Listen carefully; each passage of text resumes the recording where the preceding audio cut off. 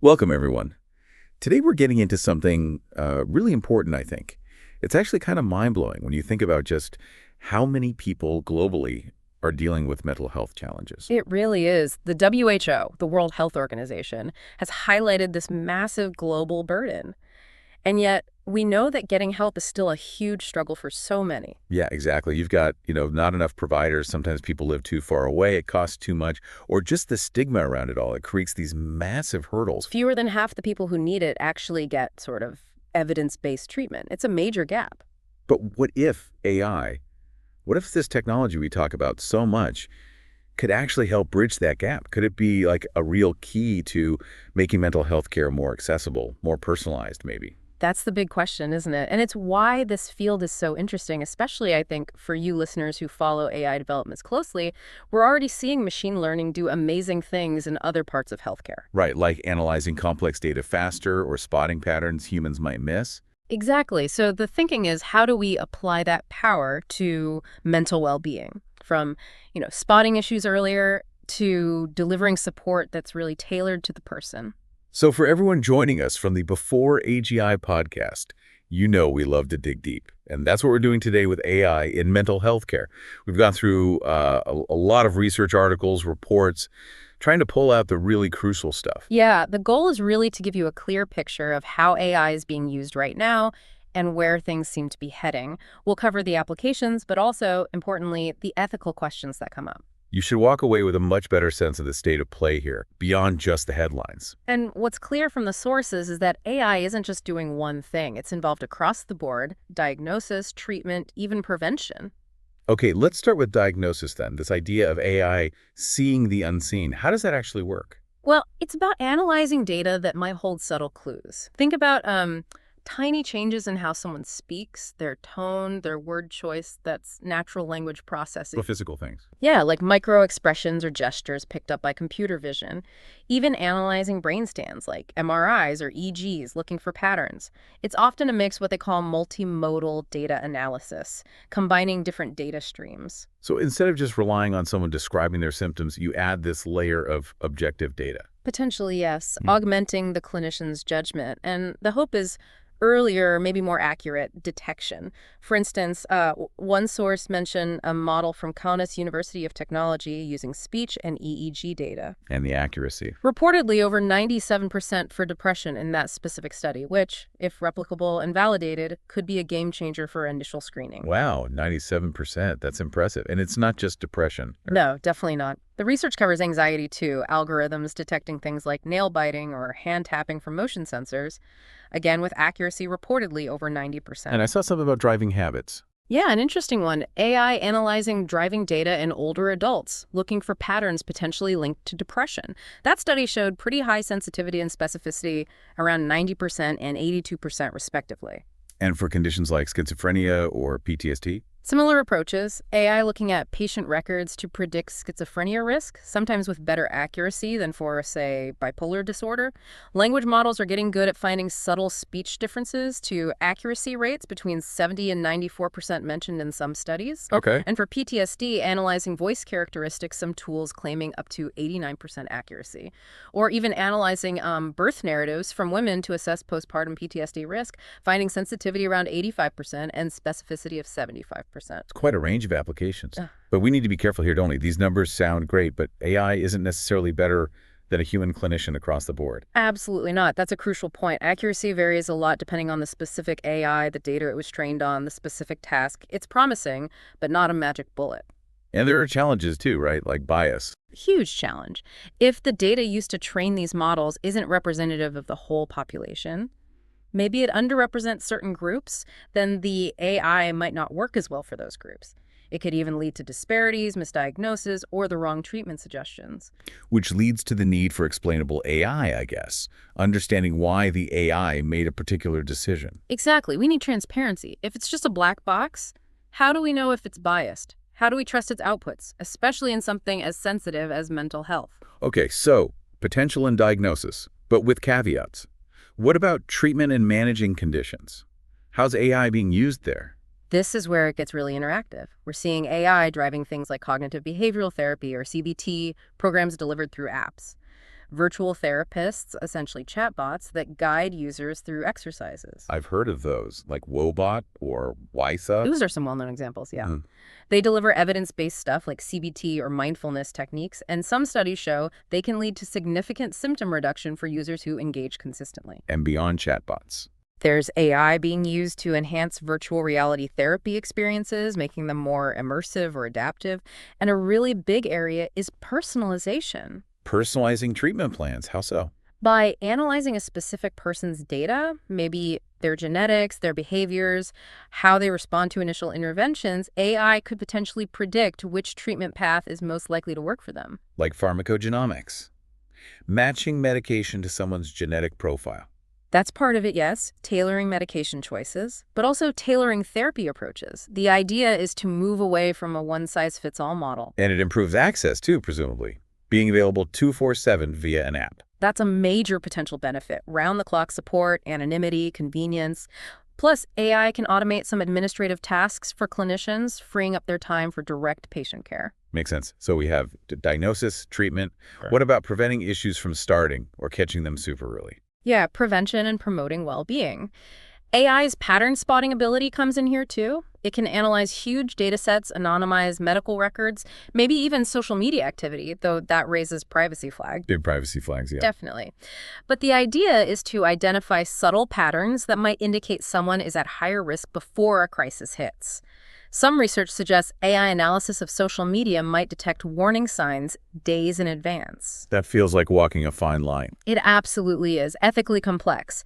But then you also have AI in wearables, smartwatches, fitness trackers, continuously monitoring things like heart rate variability, sleep patterns, activity levels. Changes in these could be early indicators. Providing data for early intervention, maybe. Potentially. And then there's the really critical area of suicide prevention. Predictive analytics is being used here quite seriously. How does that work? Evaluating data points again, sometimes social media, voice recordings, clinical notes to spot patterns linked to suicidal thoughts or behaviors. Vanderbilt University developed a model mentioned in the sources with around 80% accuracy in predicting suicide attempts. 80%, that's significant. It is. And another app called EMA was cited as predicting suicidal ideation with meaningful accuracy up to 3 days out. The potential impact is huge, but again, the ethical tightrope is paramount. Absolutely. Beyond these crisis points, is AI also being used just for general well-being? Yes, increasingly. Think about popular apps like Headspace or Calm. While not purely diagnostic or therapeutic in the clinical sense, they often incorporate AI to personalize meditation recommendations or track mood. Many apps offer guided mindfulness, CBT-based skills, and even ways to connect with supportive communities. So we've mentioned a few names: Woebot, Wysa, Headspace, Calm. The sources listed others too, like Uper, Talkspace, BetterHelp. What are the core things these tools generally offer? Typically, you'll find features like mood tracking, interactive exercises based on therapies like CBT or mindfulness, some level of personalized feedback or support based on your input, and often crisis resources links or numbers to call if you're in distress. And some connect you to human therapists. Yes. Platforms like Talkspace and BetterHelp are primarily marketplaces or platforms to connect with licensed therapists, sometimes using AI for matching or administrative tasks, but the therapy itself is human-led. Then you have more specialized AI tools emerging. Right. Limbic Access was mentioned, showing high accuracy, around 93% in screening for depression and anxiety in primary care settings. Kintsugi focuses on analyzing vocal biomarkers, listening for signs of mental health conditions and speech. Vocal biomarkers. Interesting. Any other emerging examples? Woebot showed promise in trials for depression, anxiety, and eating disorders. Earkick focuses on proactive monitoring. MindSpa aims to combine therapy with AI tools. Ellipsis Health, Winterlight Labs, Tempest are others working on voice or data analysis. Oxford VR uses virtual reality. MoodKit, Uper, Bearable focus on self-monitoring and CBT skills. BioBeat and Cogito's Companion involve physiological monitoring. There is even a nature medicine model for crisis prediction. It's a busy space. Definitely sounds like it. So for someone thinking about using one of these apps, what are the upsides? Well, accessibility is probably number one. Available anytime, anywhere. Anonymity is a big draw for some people. Convenience, often lower cost than traditional therapy. And some users just feel it's helpful to have something that listens without judgment, even if it's an AI. But there must be downsides, concerns. Oh, absolutely. A major one is the lack of genuine human empathy and connection. Can an AI truly replicate the therapeutic relationship? Probably not, at least not yet. Right, the nuance, the shared understanding. Exactly. Then there's the risk of misdiagnosis or inappropriate advice if the AI isn't sophisticated enough or gets something wrong. Over-reliance is another concern, people using an app instead of seeking necessary human professional help. And of course, data privacy. Let's get into those ethical considerations. Privacy seems like a huge one with mental health data. It's incredibly sensitive data. Robust protection is crucial. Regulations like EPA in the US exist, but the app landscape is complex. Some reports highlighted instances where mental health apps shared user data with third parties like Facebook or Google, sometimes without clear consent. That's concerning. Very. There's a real need for clear standards and better enforcement around data privacy and security for these tools. Users need to know how their data is being used and protected. And we touched on algorithmic bias earlier. That seems like another major ethical hurdle. It is. If the AI is trained on data that doesn't reflect the diversity of the population, it can perpetuate, even worsen, existing health inequities. It might perform poorly for certain demographic groups, leading to diagnostic errors or treatment recommendations that aren't suitable. So it could actually harm marginalized communities. That's the risk, yes. Ensuring fairness and equity in these algorithms is a massive technical and ethical challenge. And what about just the role of human interaction? You mentioned the empathy gap. Right. AI can simulate conversation, it can provide information, it can guide exercises, but it doesn't feel, it doesn't have lived experience or true emotional understanding. That deep therapeutic connection, that human element, is something AI currently lacks. It's more of a tool than a replacement then. That's how most experts seem to view it: augmentation, not replacement. A way to extend reach, provide support, handle certain tasks, but not to substitute for human clinicians, especially for complex cases. We also mentioned transparency, the black box problem. Yeah. Why is it so hard to understand how some AI makes decisions? Well, some machine learning models, particularly deep learning ones, involve millions or billions of parameters interacting in incredibly complex ways. It's not always straightforward to trace back exactly why a specific input led to a specific output. Which makes it hard to spot biases or errors. Exactly. If you don't understand the reasoning, it's harder to trust the outcome or fix problems. There's a big push for explainable AI, XAI techniques, but it's an ongoing research area. And one more ethical dimension, culture. Mental health isn't perceived or treated the same way everywhere, is it? Not at all. Diagnosis and treatment involve value judgments that are deeply influenced by cultural context. What's considered a symptom, what's acceptable behavior, how distress is expressed, it all varies. So one-size-fits-all AI designed in, say, Silicon Valley might not work well elsewhere. Precisely. The sources mentioned an example regarding sub-Saharan Africa, where AI tools need to be designed with a deep understanding of the local cultural nuances, beliefs, and healthcare systems. Assuming universality is a mistake. Cultural specificity in design is crucial.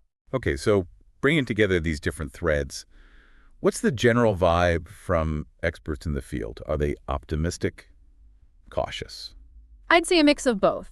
There's widespread acknowledgement of the potential benefits, better accuracy in some diagnostic tasks, personalized treatment options, definitely increased accessibility, maybe reducing the administrative load on professionals. So seeing AI as a helpful tool? Yes, augmenting human capabilities. But there's also strong caution.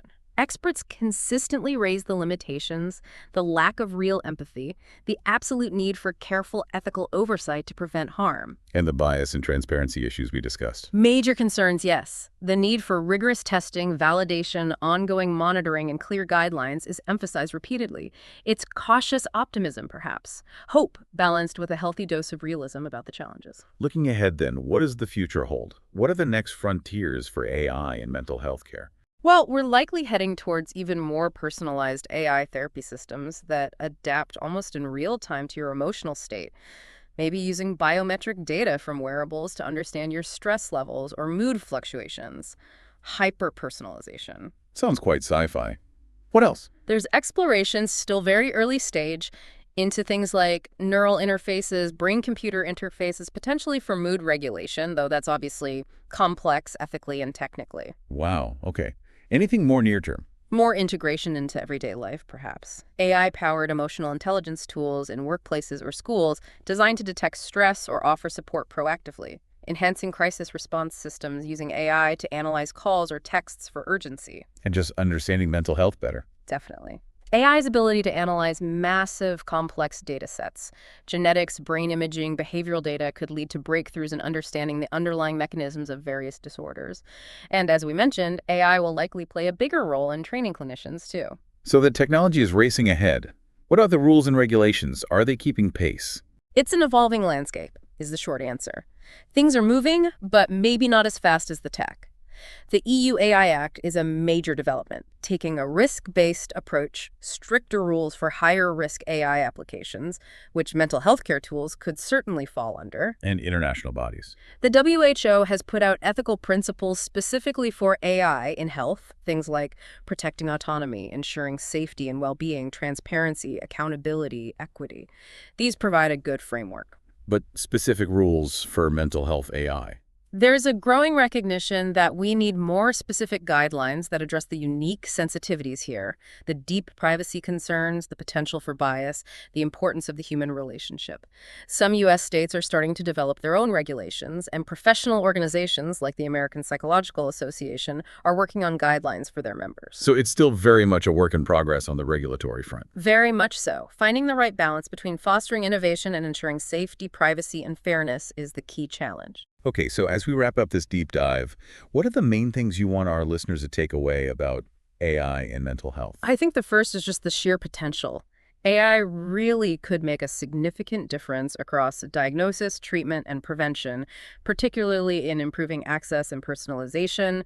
The pattern recognition and data analysis capabilities are powerful. But with big caveats. Absolutely.